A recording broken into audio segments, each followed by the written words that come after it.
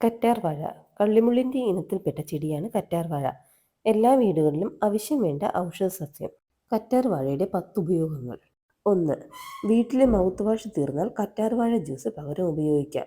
രക്തസ്രാവവും മോണവീർക്കലും ഇത് കുറയ്ക്കും. Vitamin C ഉള്ള കറ്റാർവാഴയ്ക്ക് പല്ലിലെ കറ തടയാനാകും.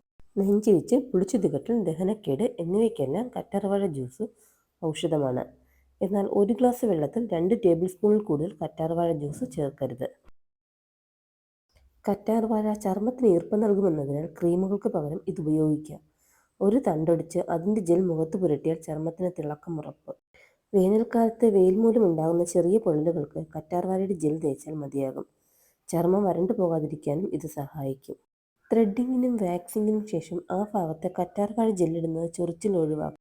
വീട്ടിൽ തന്നെ ഉണ്ടാക്കുന്ന ഫേസ് മാസ്ക് മിശ്രിതത്തിൻ്റെ ഒപ്പം 1 ടീസ്പൂൺ കറ്റാർവാഴ ജെൽ കൂടി ചേർക്കുന്നത് ഫലം ഇരട്ടിപ്പിക്കും.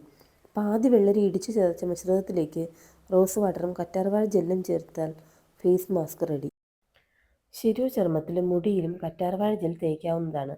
ഇത് ശിരോചർമ്മത്തിലെ ചൊറിച്ചിൽ ഒഴിവാക്കി മുടി ഇഴകൾക്ക് ഈർപ്പം നൽകും. വിറ്റാമിനുകളും ഫോളിക് ആസിഡും അടങ്ങിയ കറ്റാർവാഴ മുടിയെ പരിപാലിച്ച് കൊഴിച്ചിൽ കുറയ്ക്കും.